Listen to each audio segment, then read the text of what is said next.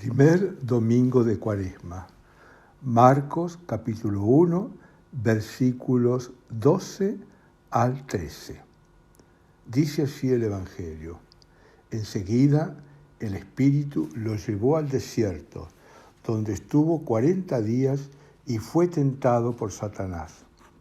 Vivía entre las fieras y los ángeles lo servían. Hasta aquí el relato. Como ustedes pueden ver, Marcos nos relata las tentaciones de Jesús en el desierto en el marco del bautismo, de tal manera que forma una unidad con él, no se puede separar. No hay referencias, como en los otros evangelistas, del ayuno, del hambre. En Marcos Jesús está solo en el desierto durante 40 días. La escena se completa con el servicio de los ángeles, rodeado de las fieras. Se resalta así el aspecto de la soledad.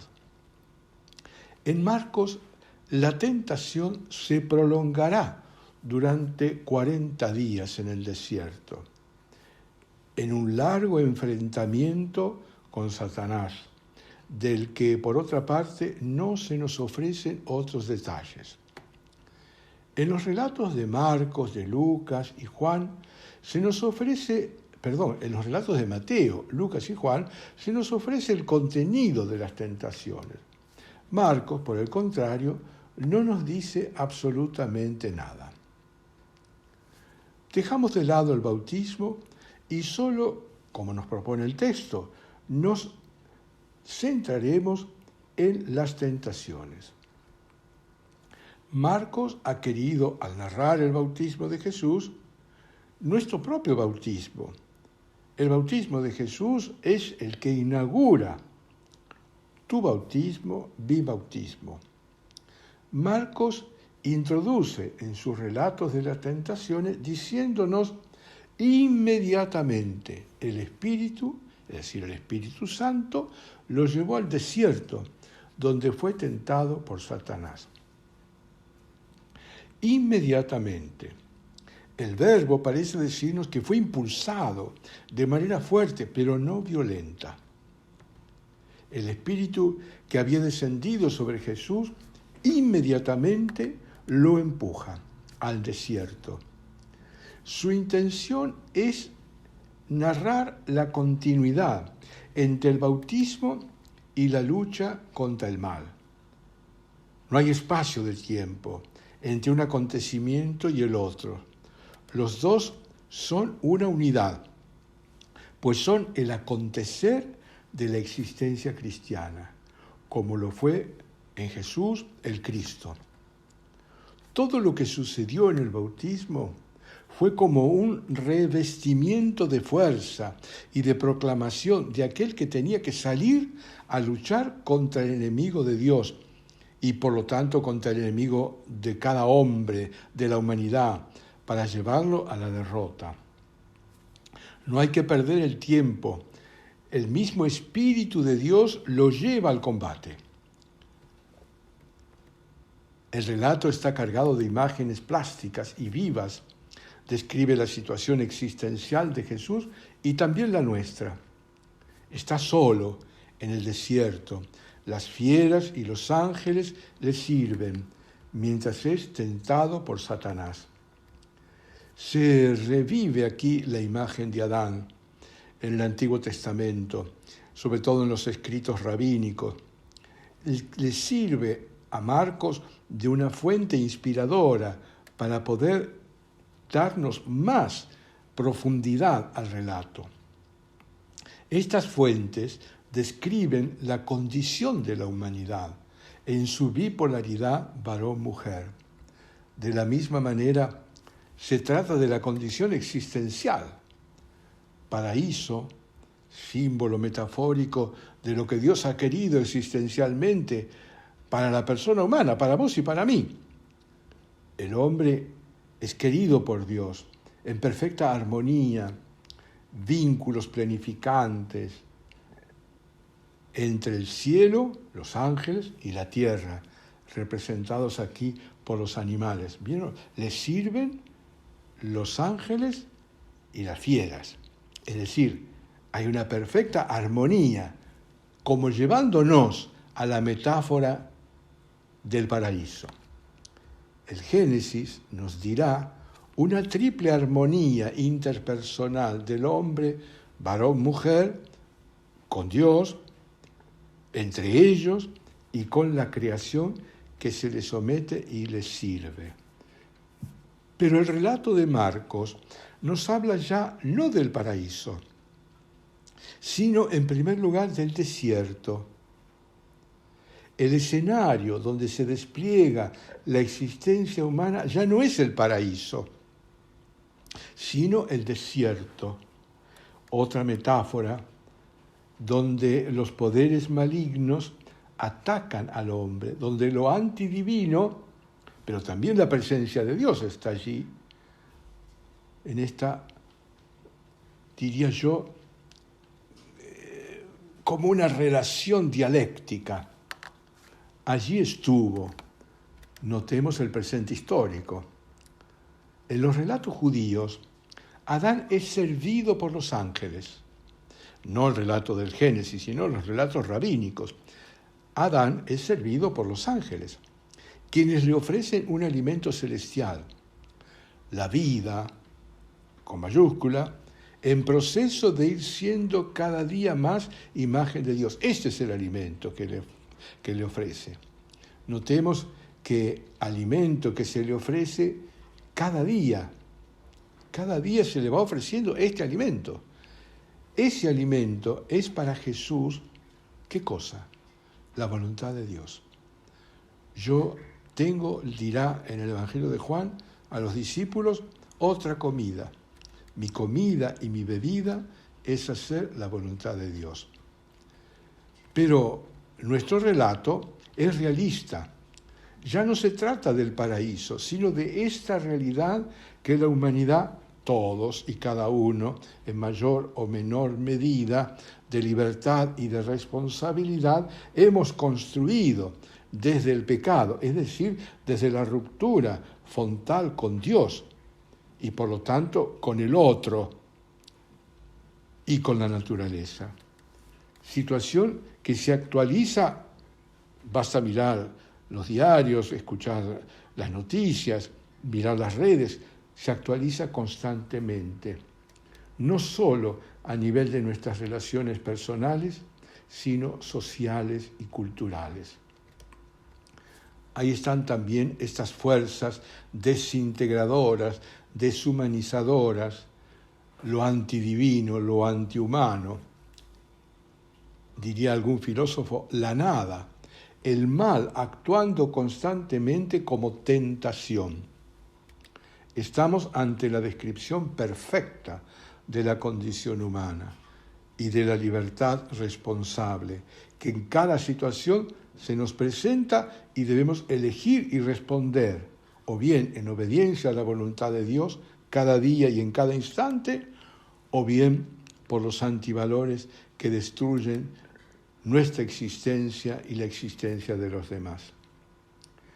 Esta es la condición humana y la posibilidad de conservar la amistad con Dios, mantenerse unido a la fuente, al origen incondicional de la vida, al amor, a la fuente del amor, que es Dios. La naturaleza se ha convertido en hostil al hombre. Lo sabemos, a causa de nuestras opciones. Los animales que en el relato del paraíso acompañaban al hombre armónicamente, ahora se los describe como fieras. Esa descripción acentúa la dramaticidad de la soledad de la existencia humana, descrita como el lugar en que está Jesús, solidario con nuestra realidad. También asociada a la tradición del Antiguo Testamento como los poderes malignos. Podemos mirar el Salmo 22, versículos 11 al 21, el profeta Ezequiel, capítulo 34, versos 5, 8 y 25, el libro de Job, Isaías, etcétera, etcétera. Sea como fuere, se nos describe de manera estupenda el contraste implícito entre el viejo Adán, derrotado por el maligno, y el nuevo Adán, victorioso sobre las fuerzas del mal. Los profetas nos anunciaron que en los tiempos mesiánicos será posible reconquistar la posibilidad del paraíso. Ojo, no como una vuelta infantil al útero materno, ni a un sueño perdido, sino como aquello para lo que Dios en su infinito amor ha creado el cielo y la tierra, y al hombre en la bipolaridad varón y mujer a su imagen y semejanza, en relaciones interpersonales que planifiquen a la persona, que le den sentido conforme a la voluntad de Dios. Es decir, que alcance la salvación. Paraíso que ahora hay que construir. Este es el gran desafío. La caída trajo como consecuencia que se cerraran las puertas del paraíso. Metáfora maravillosa que nos describe por un lado lo que Dios quiere y por otro lado la imposibilidad por nuestra parte de realizar la voluntad de Dios, su designio de salvación y de plenitud en el ser junto con los otros por una decisión nuestra. Ahora en Cristo se inaugura la plenitud, la nueva y definitiva creación.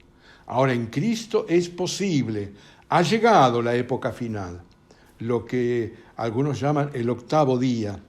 Ahora está el Hijo, tentado, sí, como vos y como yo, pero venciendo las tentaciones. ¿Y cómo lo hace? En obediencia absoluta a la voluntad del Padre. Este es el camino para vencer las tentaciones, que están siempre al acecho y que no son malas en sí mismas. Las puertas del paraíso se han abierto, lo que significa que ahora se ha logrado en Cristo la reconciliación con Dios, la fuente originaria de la vida, del amor, de la verdad.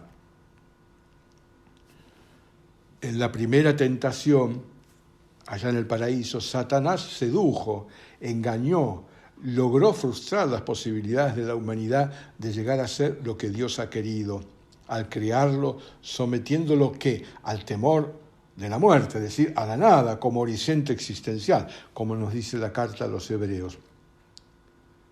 ¿Quién es o qué significa en la Escritura este personaje? Nos adelantamos con la respuesta, más allá de los nombres simbólicos que veremos y que se encuentran en la Sagrada Escritura. Lo que se está diciendo es que hay un misterio de la iniquidad, que hay una fuerza antidivina y antihumana que obra. Es el mal. Satanás, esa palabrita, en el Antiguo Testamento está simbolizado como el acusador, el adversario, es decir, aquel que se opone a la voluntad de Dios para que yo la realice. Y así también aparecen otros nombres. Es esa fuerza, como diría Pablo, maligna, que opera en el mundo y en nosotros. Primera de Corintios, capítulo 21, versículo 1. La idea que aparece frecuentemente en los escritos, sobre todo apócrifos, y en la literatura rabínica, parece derivar de fuentes persas y luego se desarrollará en Israel. Este tema no nos interesa, no se preocupen.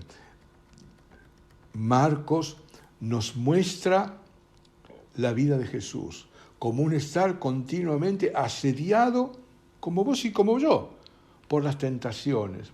Personas, discípulos, familiares, hermanos, autoridades políticas y religiosas, etcétera, que constantemente pretenden de una u otra manera alejarlo de la misión, es decir, de instaurar el reinado de Dios entre los hombres. Obstáculos en la misión, ofertas diversas para realizar la misión o para abandonarla definitivamente, rechazo de la pasión y del camino del Mesías sufriente. La actuación de Jesús en cada circunstancia es la respuesta de cómo fue venciendo las tentaciones. ¿Y cómo lo hizo? Manteniéndose fiel a la voluntad del Padre. Se hizo, dice, en todo semejante a nosotros, menos en el pecado. Este menos en el pecado en singular quiere decir que nunca rompió su fidelidad al Padre. La realidad de esta lucha y el profundo sentido que tiene para la historia de la salvación es lo que Marcos nos quiere mostrar en su relato. Un autor señala que este relato de Marcos tuvo como finalidad catequética que el cristiano recién bautizado tiene que estar dispuesto, como su Señor, a hacer frente de inmediato a las fuerzas del mal.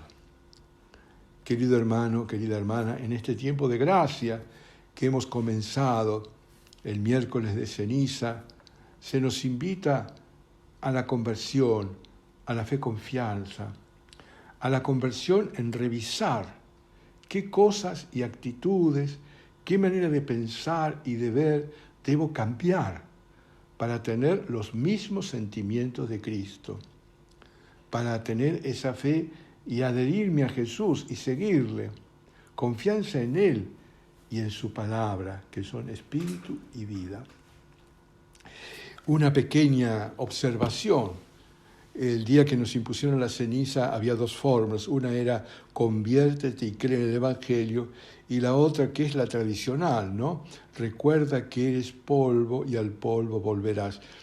Yo propongo una relectura desde el Nuevo Testamento.